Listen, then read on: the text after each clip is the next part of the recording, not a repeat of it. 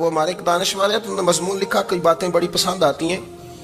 وہ کہتے ہیں کہ میری اہلیہ، ان کو بھی کسی نے مس گائیڈ کر دیا تھا، حالانکہ اچھی خاتون ہے، کسی نے مس گائیڈ کر دیا، تو وہ بھی سماجی اور ویلفیئر، اور یہ خواتین کو شوق ہوتا نا بننے کا، تو وہ بھی سماج کے اندر اچھا مقام تلاش کرنے کے موڈ میں آ گئی۔ تو کہیں ایک دن جانا تھا تو بڑی بن سنور کے میرے ساتھ وہ گاڑی میں بیٹھ گئی۔ تو میں گاڑی میں، عورتوں کو یہ بھی مسئلہ ہوتا ہے نا کہ ہماری تعریف کرو، تو کئی دفعہ بعد مردوں بیچاروں کو جھوٹ بولنا پڑتا ہے، تو زبردستی کراتی ہے نا جی۔ تو اس میں گنجائش بھی دی ہے شریعت نے گنجائش دی ہے کہ کبھی بیوی کو راضی کرنے کے لیے خلاف واقعہ بات کرنی پڑے تو کر لینی چاہیے، تو وہ کراتی بھی ہیں۔ 3 موقع پر خلاف واقعہ بات کرنے کی اجازت ہے، یعنی واقعے کے خلاف بھی آپ بات کر سکتے ہیں۔ جنگ کے موقع پر 2 لوگوں کو صلح کرانے کے لیے اور بیوی کو راضی کرنے کے لیے کر لیں کوئی ایسی بات، بے شک اپنی طبیعت پہ جبر کر کے کر لیں، گنجائش ہے، اجازت ہے۔ تو وہ کہتے ہیں جب وہ گاڑی میں میرے ساتھ بیٹھی بن سنور کے، تو وہ تقاضا کرنے لگی کہ میں نے بڑے اچھے کپڑے پہنے ہیں پر آپ نے توجہ نہیں کرائی۔ وہ سیانا بندہ تھا، وہ چاہ رہا تھا کہ میری خاتون سمجھ جائے۔ وہ کہتے ہیں مجھے پتا تھا کہ بیچاری مس گائیڈ ہو گئی ہے، دل کی بڑی اچھی ہے، سیانی ہے، لیکن اس کو کچھ خواتین نے، کچھ لوگوں نے مل کے اس کو ذہن غلط کر دیا ہے کہ سماج میں نکلو، باہر جاؤ، کام کرو، فلاں کرو، اپنی مرضی سے جیو۔ تو میرے ساتھ گاڑی میں بیٹھی کہیں جانے کے لیے، تو مجھ سے کہنے لگی کہ آپ نے میری طرف توجہ ہی نہیں کی، آپ نے کوئی ذکر ہی نہیں کیا کہ میں کیسی لگ رہی ہوں۔ تو وہ کہتے ہیں میں نے اسے کہا کہ اگر تو ناراض نہ ہو تو پھر میں صحیح والی تعریف کر دوں۔ تو اس نے کہا کہ آپ کر دیں۔ تو کہتے ہیں میں نے درد سے اور خلوص سے اپنی بیوی سے کہا، خلوص کے ساتھ میں نے کہا میں تو روز گھر ہوتا ہوں، روز شام کو گھر ہوتا ہوں، اگر تو میرے لیے تیار ہوتی تو میں تیری تعریف کرتا، لیکن آج تو باہر جانے کے لیے تیار ہوئی ہے، تو پھر ان سے تعریف کی امید رکھ جن کے لیے تو نے تیاری کی ہے۔ میرے لیے تیاری کرتی تو میں تو ہر شام تیرے پاس ہوتا ہوں۔ کہتے ہو میرے لفظوں میں درد تھا تو وہ بھی رو پڑی، اور کہنے لگی آپ گاڑی روک دیں، مجھے باہر جا کے کسی کو راضی نہیں کرنا، میں نے اسے راضی کرنا ہے جس کو رب کریم نے میرا شوہر بنایا ہے اور میرے لیے منتخب کیا ہے میرے ماں باپ کو۔ میں واپس لوٹتی ہوں۔ یہ ایک پہلو ہے سلگتا ہوا، اس کو سمجھا جائے۔ عورت کو ویسے بھی قابو کرنا بڑا آسان ہوتا ہے۔ اعلیٰ حضرت بریلوی رحمۃ اللہ علیہ فرماتے ہیں بیٹیاں نازک شیشیاں ہوتی ہیں، ان کو تو ذرا سی چوٹ لگے تو ٹوٹ جاتی ہیں۔ دیکھیں کتنا بڑا جملہ کہا بریلی کے امام، نازک شیشیاں، ذرا کوئی آدمی گمراہ کرتا ہے، ذرا خراب کرتا ہے۔ اب دیکھیں نا، یہ جو بچیوں کو بچے مس گائیڈ کرتے ہیں، انہیں بڑے بڑے خواب دکھاتے ہیں، وہ بیچاری ماں باپ کو چھوڑ کے، بہن بھائی کو چھوڑ کے اس کے ساتھ شادی کرتی ہے، پھر جو اس کا بعد میں اشر ہوتا ہے، آپ ادلیاں نو سردار پہن تکے تے شرما والیاں نو جھوٹے ڈولیاں دے۔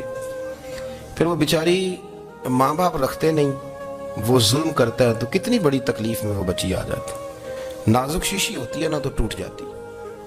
یہی حال اب جدید خواتین اور یہ جو کچھ اینکر پرسن ہیں، یہ اصل میں نا یہ آپ کو سیاست سکھاتے ہیں، لیکن یہ مادر پیدر آزاد لوگ ہیں، بالکل آزاد۔ یہ تو علماء شعور نہ کریں، بات نہ کریں، گفتگو نہ کریں، مشائخ بات نہ کریں، اور یہ جو کچھ سنجیدہ اور دینی طبقہ ہے یہ کچھ شور نہ کرے، یہ تو روڈوں پہ ننگے ہو کے آ جائیں معاذ اللہ۔ خوفناک نظریہ رکھتے ہیں یہ لوگ۔ عورت کو کہتے ہیں تیرے حقوق ہم تجھے لے کے دیں گے، مثلاً وہ کون سا حق ہے جو تم نے لے کے دینا ہے؟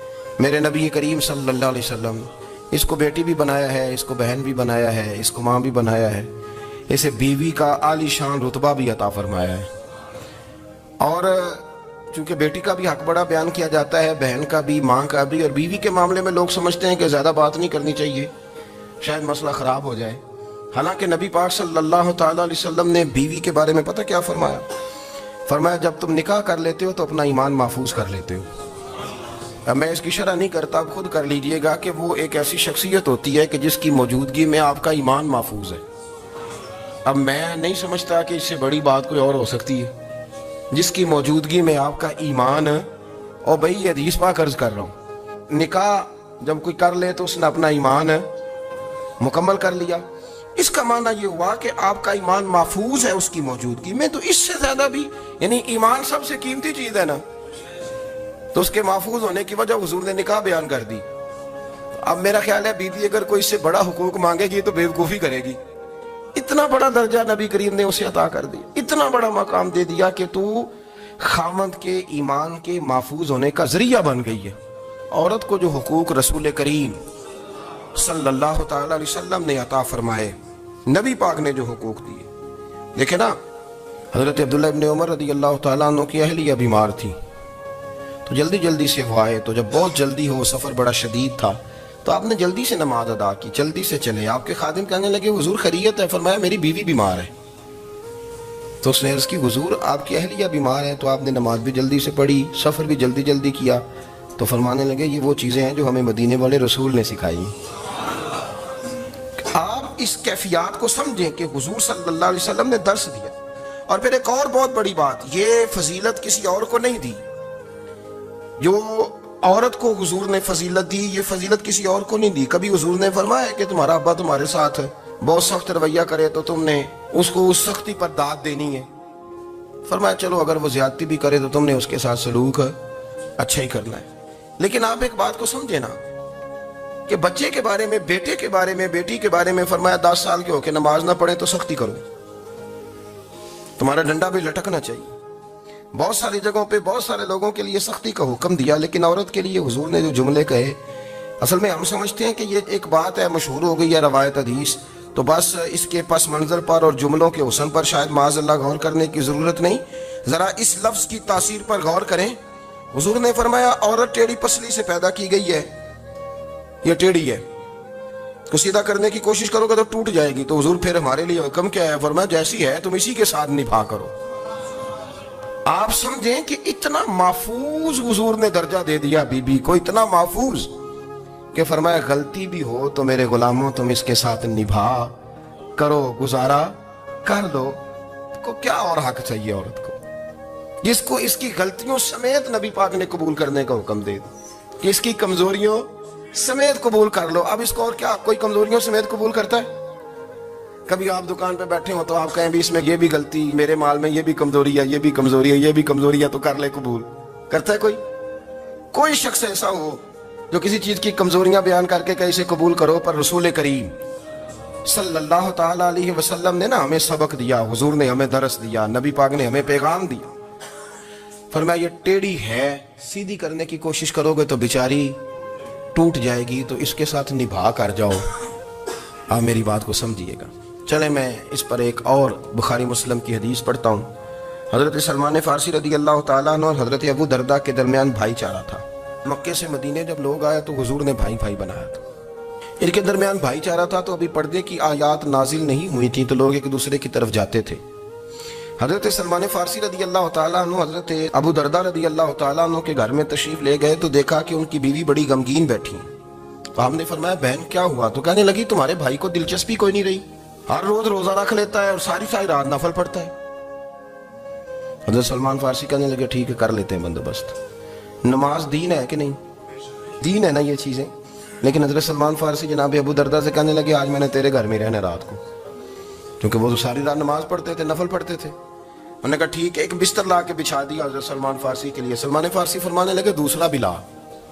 کہا وہ کیا کرنا ہے؟ فرمانے لگے تو نے بھی سونا ہے، میں نے بھی سونا ہے، تو نے بھی سونا ہے، عشاء پڑھیں گے اور پھر دونوں سوئیں گے۔ کہا میں نے تو نماز پڑھنی ہے۔ فرمایا تہجد کے وقت اٹھ کے پڑھیں گے، اللہ کے رسول بھی رات آخری حصے میں جا کے نماز پڑھتے ہیں۔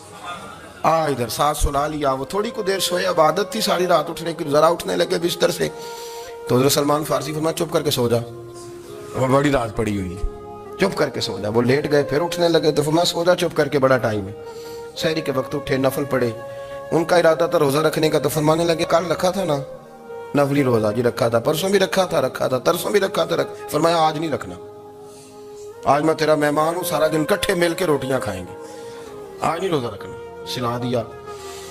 اب حضرت ابو درداء رضی اللہ تعالیٰ عنہ کہہ تو کچھ نہ سکے، پر کہنے لگے سلمان تم پتہ تم کیا کر رہے ہو، نہ تم نے مجھے رات اٹھ کے زیادہ نفل پڑھنے دیے، سویرے روزہ نہیں رکھنے دیا۔ تو حضرت سلمان فارسی کہنے لگے کوئی لمبی بات تو نہیں نا، چلتے ہیں نا ابھی فجر میں مسجد نبی میں، تو نبی پاک کو بتاتے ہیں سرکار دو عالم علیہ السلام کی خدمت میں تو اپنی بات کرنا میں اپنی کروں گا، حضور نتیجے کا اعلان فرما دیں گے، بات طے ہو جائے گی۔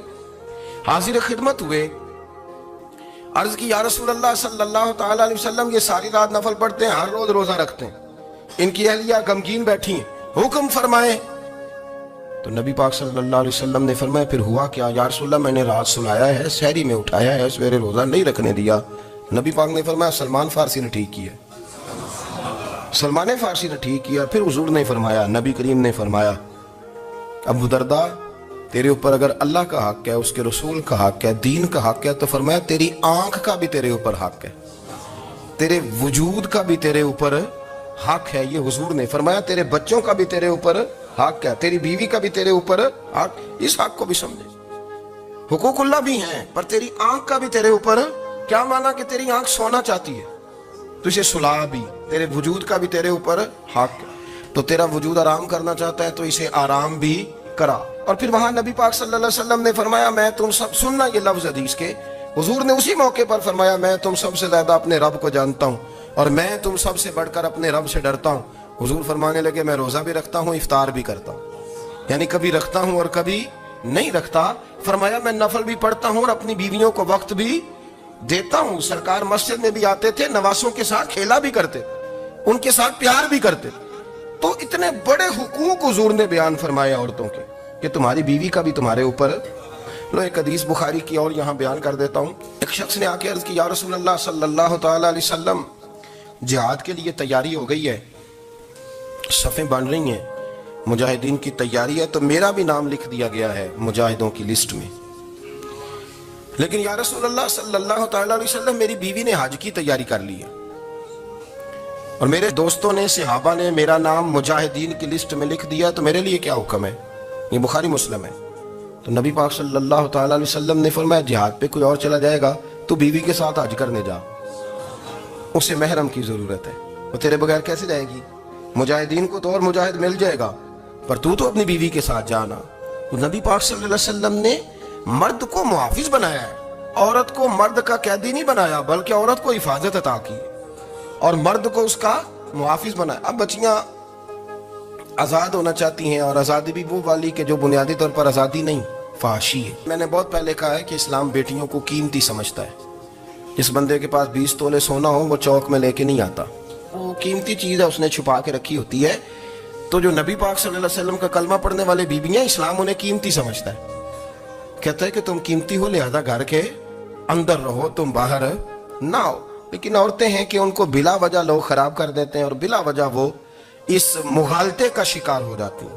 اب آگے بڑھتے ہیں. قرآن مجید نے سورہ نور کی آیت نمبر 30 میں کہا کہ کل للمؤمنین یغضوا من ابصارہم, فرمایا کہ اے محبوب علیہ السلام, مومن مردوں سے کہہ دو کہ اپنی نظریں جھکا کے رکھیں, اپنی نظریں. اور اگلی آیت میں فرمایا وَقُلْ لِلْمُؤْمِنَاتِ يَغْضُضْنَ مِنْ أَبْصَارِهِنَّ, فرمایا کہ اے محبوب مومن عورتوں سے بھی کہہ دو کہ اپنی نظریں جھکا. مرد بھی اپنی نظر جھکا کے رکھے گا عورت کی طرف, لیکن یہ ساری پابندی صرف مرد پر نہیں, عورت بھی غیر محرم کا چہرہ نہیں دیکھے گی, اس پر بھی اسی طرح نظر جھکانے کا حکم ہے. جس طرح کہ وہ ہر دکاندار کو بھائی جان کہہ کے گفتگو کرنے کی اس کو بھی اجازت نہیں ہے کہ وہ بھی وہ سمجھے کہ پابندی تو مرد نے کرنی تھی, میں نے تھوڑی کرنی تھی. وہ جس کے پاس جائے, جہاں بھی جائے, ڈاکٹر کے پاس جائے, باہر جائے, تو وہ جس طرح مرضی اس کا دل چاہے وہ بات چیت کرے, اس کی عورت کو بھی اجازت اسلام نہیں دیتا. بنیادی طور پہ اسلام شرم و حیا کا دین ہے, حیا کی بات کرتا ہے. حیا کی جب ہم تعریف کرتے ہیں تو حیا کی تعریف یہ ہے کہ کوئی کبھی چیز دیکھ کے نا تو آپ کی طبیعت میں کراہت محسوس ہو, آپ کوئی غلط جملہ منہ سے نکالتے ہوئے ذرا جھجکیں, آپ کوئی غلط بات کرتے ہوئے تھوڑا بوجھ محسوس کریں. ہمارے ہاں تیزی سے فروغ پایا ہے بے حیائی. سنگیوں کی محفلیں, یاروں کی محفلیں, اس میں غلیظ گفتگو ہوتی ہے. اللہ ماشاء, ان دوستوں کو بڑی پاک صاف گفتگو کرنی چاہیے. دوستی کا رشتہ بڑا مقدس رشتہ ہے, جو یہاں ایک دوسرے سے پیار کریں گے جنت میں بھی اکٹھے داخل کیے جائیں گے. شرط یہ ہے کہ پیار اللہ رسول کی رضا کے لیے ہو, لیکن اس کے اندر اگر آپ کی گفتگو کچی ہو, کمزور ہو, فحاشی والی ہو, عریانی والی ہو. وہ ہمارے ہاں تو اب اس کو لوگ فیشن سمجھتے ہیں, اس کو مردانگی کی علامت سمجھتے ہیں کہ وہ جی ساری باتیں جی وہاں ہو گئی, اور جس کا جو جی چاہا اس نے کہا.